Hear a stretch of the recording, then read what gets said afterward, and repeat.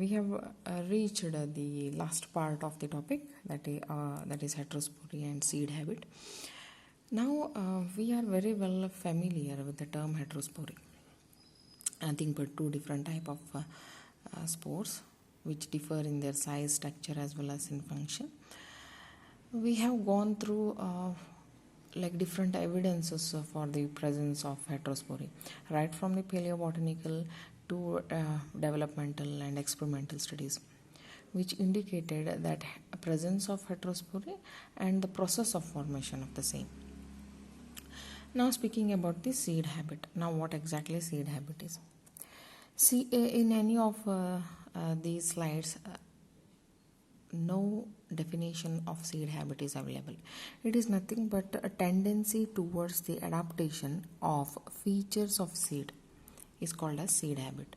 So now we are speaking of a seed habit in case of pteridophytes. Now pteridophytes, they are adapting the features of the seed so that in coming evolution there will be a completely developed seed bearing plants will be formed or evolved.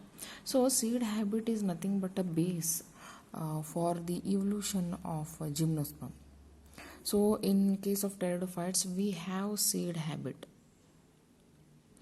There is no seed formation.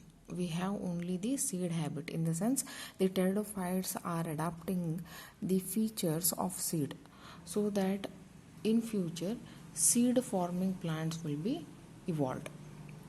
So what are the qualities we need for the formation of the seed?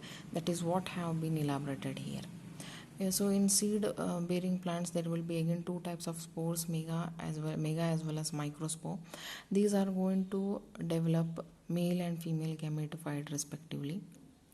The main thing here is this megaspore is not shed from the megasporangia. It is going to germinate within the megasporangium. It is going to be retained over there, leading to formation of a nucellus, that is female gametophyte. It is retained, it is not shed. What happens in case of pteridophytes? This megaspore is not retained, it is shed. Later this nucellus, once the nucellus, that is nothing but a female gametophyte, once it is formed, it is protected by integuments.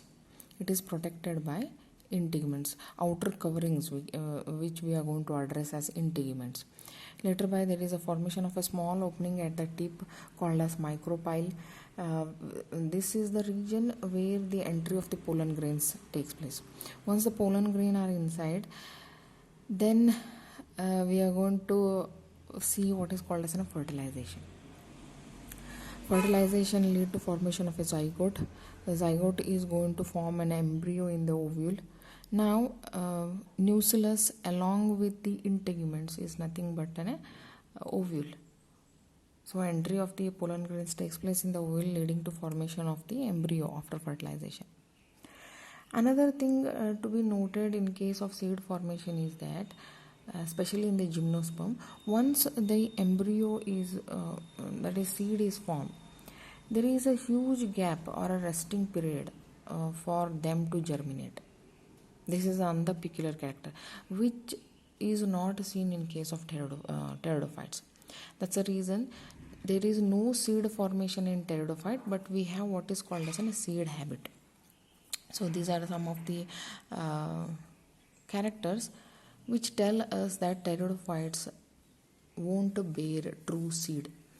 That is what I discussed. Megasporangium is not covered by the integuments, so integuments are absent, and the megaspore is not retained permanently within the megasporangium, and there is a complete absence of the resting period.